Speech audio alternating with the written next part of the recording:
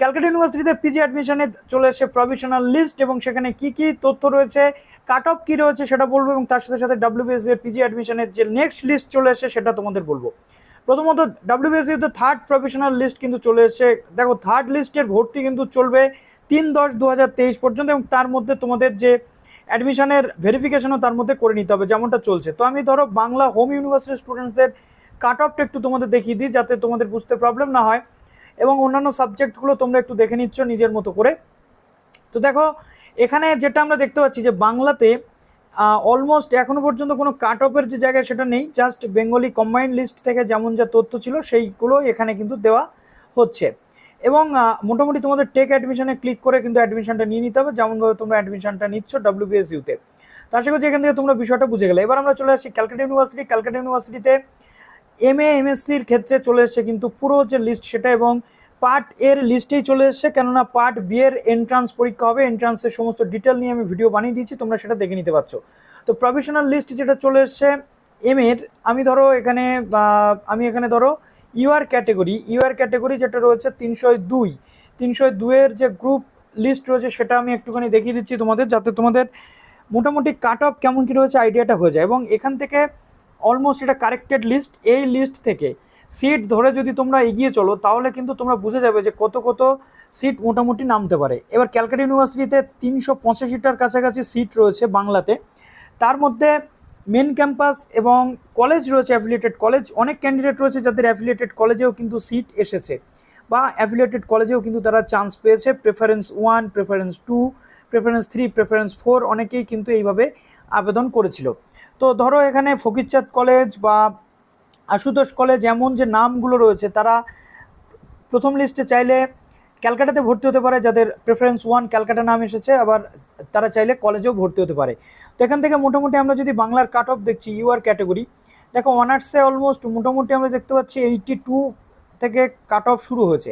এবার দেখো আমরা যদি 385 পর্যন্ত চলে আসি সিট, মানে ওভারঅল সিট যদি আমরা কভার করি, একদম নিচে চলে এসো, এর মধ্যে মিক্সড রয়েছে অবশ্য। তো এখানে ধরো 385টা সিট আমরা যদি দেখি তাহলে দেখো এখানে 385, তো 385 ধরো মোটামুটি 74% নাম্বার এখানে আমরা যদি ধরে এগিয়ে চলি তাহলে এরকম কাট অফ কিন্তু নামতে পারে।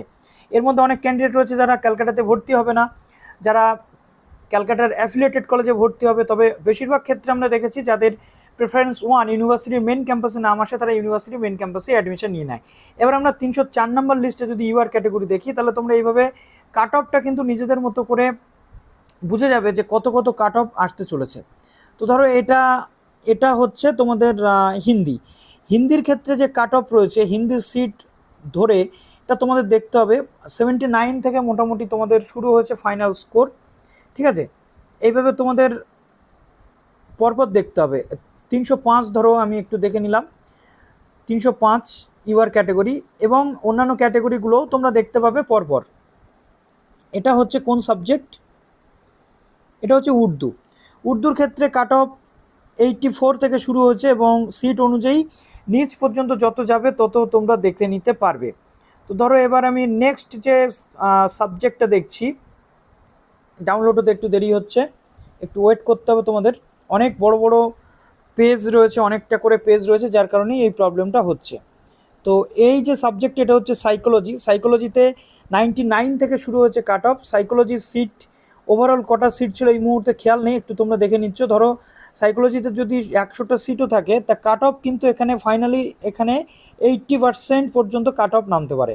এরকম সিট ধরে ধরে তোমাদেরকে একটু দেখতে হবে। এর মধ্যে অনেক ক্যান্ডিডেট রয়েছে যারা সিইউতে ভর্তি হবে, অনেক ক্যান্ডিডেট রয়েছে যারা কলেজগুলোতে ভর্তি হবে, এখানে ওভারঅল যে মিক্সড জিনিসটা দেওয়া রয়েছে। এবার আমরা চলে যাচ্ছি ক্যালকাটা ইউনিভার্সিটির যে এমএসসি পোর্টাল রয়েছে এমএসসি পোর্টালে আসার পর আমরা এমএসসির ক্ষেত্রেও দেখতে পাচ্ছি প্রভিশনাল মেরিট লিস্ট এ বেরিয়ে গেছে। তো প্রভিশনাল মেরিট লিস্ট এ ধরো 202 নাম্বার ইউআর ক্যাটেগরি আমি দেখছি, বিএসসি থেকে যারা এমএসসি করতে আসছে তাদের। তো এখানে কোন সাবজেক্ট রয়েছে দেখো, এটা হচ্ছে আমাদের আসছে, এটা আসছে ইলেকট্রনিক সায়েন্সে 84 থেকে শুরু হয়েছে কাট অফ। তো আমরা দেখতে পাচ্ছি 85 থেকে 75 বা 74-এর মধ্যেই কিন্তু কাট অফ ঘোরাফেরা করছে অন অ্যাভারেজ যদি আমরা সাবজেক্টগুলো দেখছি। তো মোটামুটি সিট যেমন যেমন রয়েছে সেই অনুযায়ী অ্যাডমিশনটা তোমাদের হবে। এম.কমের লিস্টটাও কিন্তু এখানে চলে এসেছে, দেখো এম.কমের লিস্টটাও চলে এসেছে। এম.কমে আমি যদি প্রফেশনাল মেরিট লিস্ট দেখছি, এটা কিন্তু ফাইনাল লিস্ট নয়, ফাইনাল লিস্ট আসবে কবে সেটা জানিয়ে দিচ্ছি সাবজেক্ট ওয়াইজ। মোটামুটি আমরা যদি দেখি এরপর বেশ কতগুলো কাজ করতে হয়।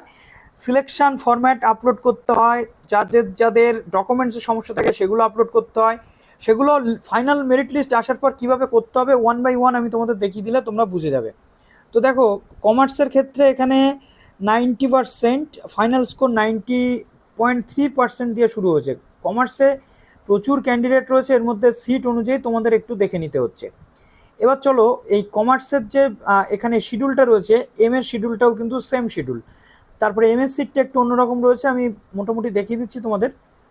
তো ফার্স্ট যে অ্যাডমিশন লিস্ট সেটা আসতে চলেছে 3/10, তারপরে 3 থেকে 4 তারিখের মধ্যে তোমাদের ডিক্লারেশন ফরম্যাট আপলোড করতে হবে পার্ট এর ক্যান্ডিডেটদের। আর পার্ট বির দেখো পার্ট বির যে এন্ট্রান্স টেস্ট সেটা কবে হবে এখনও বলেনি, তবে আমি একটা কনসেপ্ট তোমাদের দিয়ে দিয়েছিলাম যে পার্ট বির ক্ষেত্রে তোমাদের অলমোস্ট 10 থেকে 12 তারিখ বা 15 তারিখের মধ্যে কমপ্লিট হয়ে যাবে।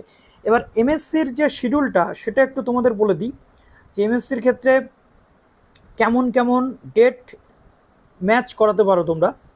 3/10-এ ফার্স্ট লিস্ট আসবে এবং 5/10 পর্যন্ত সেলফ ডিক্লারেশন আন্ডারটেকিং কিন্তু তোমাদের আপলোড করতে হবে। অ্যাডমিশন লিঙ্ক তোমাদের 6 তারিখে আসবে। ক্লিয়ার? তো এইভাবে পুরো প্রসেস হতে চলেছে। আমাদের সাথে জুড়ে থাকো বাদবাকি প্রসেসগুলো কীভাবে হচ্ছে সেগুলো দেখার জন্য। Best of luck.